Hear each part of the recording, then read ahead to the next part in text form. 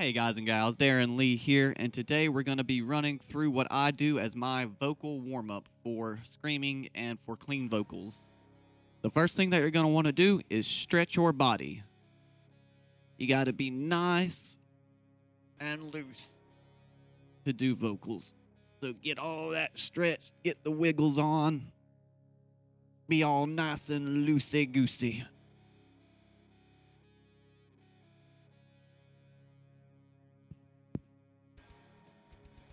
Once you feel like you're nice and stretched, you can move on to the next thing. The next thing that I do is lip trills, and I do a couple of different kinds. I start off with just pushing air through the lips to make them trill. Something like,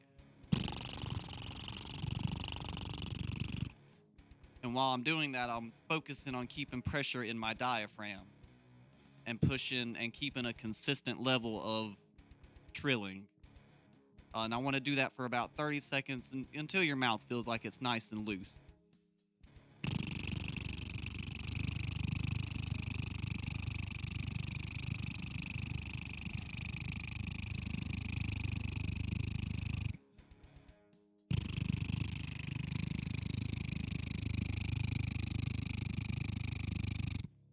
Once you feel like your mouth is starting to get loose, then I move on to doing lip trill sirens to warm up my vocal range. And that's just a little bit different. Instead of just pushing air through, I'm actually pushing a tone through as well and running up and down my range. So it would be this. It's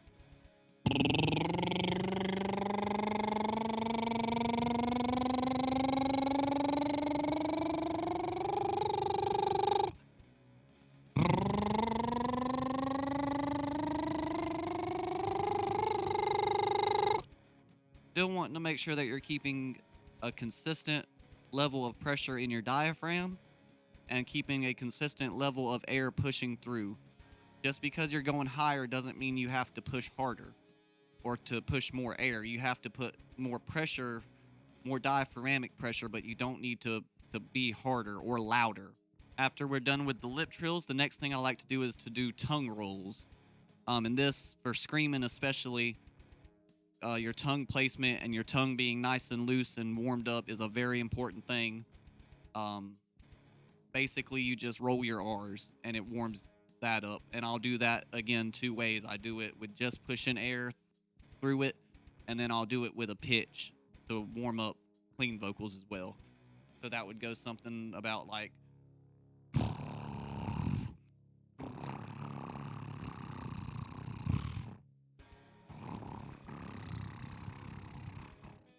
Now we're still pushing air through our diaphragm here and trying to keep a consistent level of pressure there while we do this exercise in our mouth.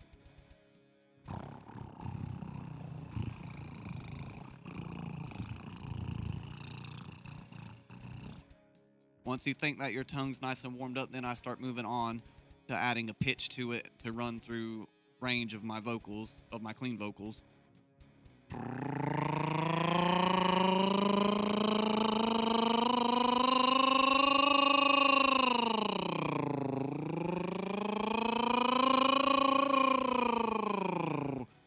Again, making sure to keep that consistent diaphragmatic pressure.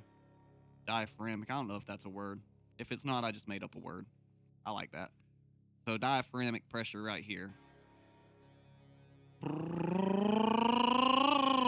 And you want to do that until your mouth and your tongue feels nice and loose.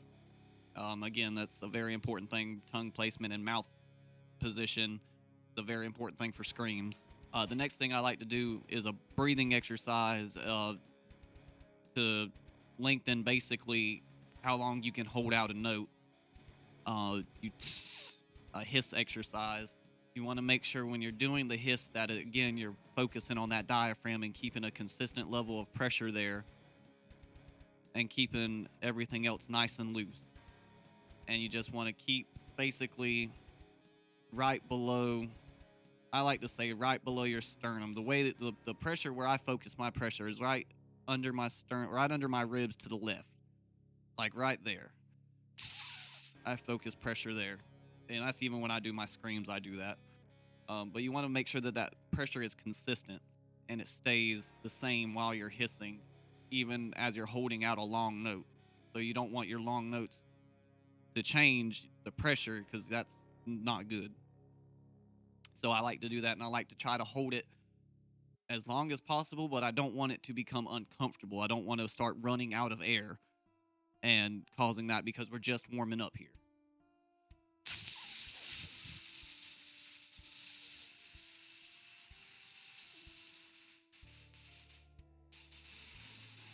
As soon as you start getting that feeling that you can't hold the pressure because the air is gone, just stop. Don't try to hold it out any longer and just start over. And as you do that more and more, and especially if you do these warm ups every day, you'll notice that you can start doing it longer and longer as you build the muscles in your diaphragm and your control levels over your airflow. The next step is one of my favorites, and this is throat singing. This lets you start loosening up your false chords to get ready to do your screams. And I think throat singing, especially, is a very important thing. If you can get really good at throat singing, you can get good at screaming. There's a couple ways, but you basically want to make this noise. The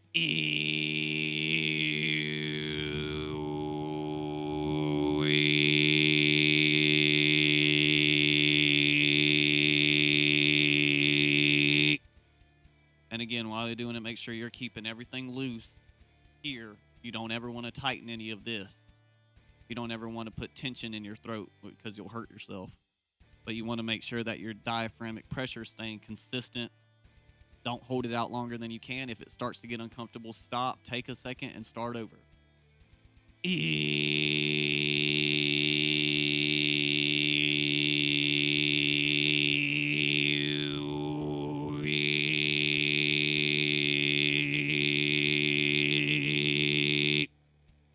And while you're warming it up, those skips that's happening, I can feel it. There's phlegm coming out of my throat, and that's something great about throat singing and warming up with it throws that phlegm out of your throat, and that phlegm will get in your way when you're trying to do screams.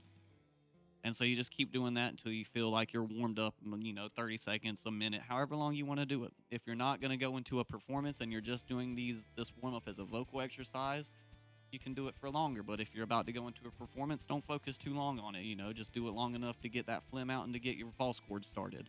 Once you're done with that, the next thing that I do is I try to do thighs. And that also is another exercise that wakes up your false chords and gets your diaphragm prepared to do screams as well. A lot of these exercises do focus on your diaphragm because that is the most important muscle for screaming. I don't know about for singing. I'm not a vocal expert or anything. But like I said, the next thing I like to do is sighs. And basically it's just like an exasperated sigh. Just and that's the noise you're going for. And you want to make sure that when you're doing it, you still want to sigh into your diaphragm. And you can work into it. Making sure to keep everything in your throat loosey-goosey.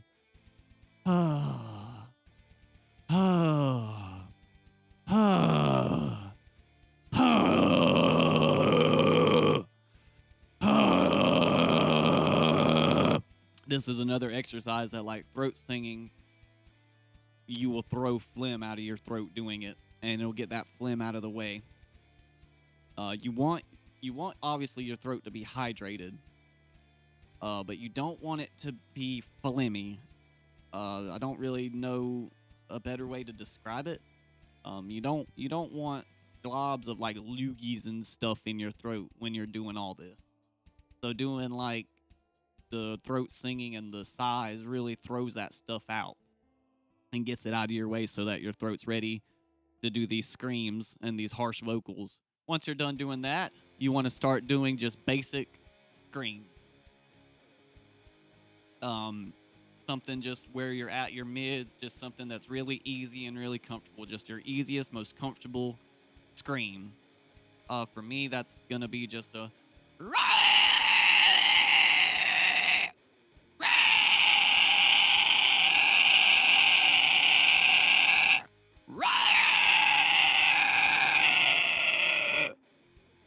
You want to just kind of do those basic mid screams. Once you get them kind of, do a couple of them just with noises. Then I like to do my ABCs because that starts warming up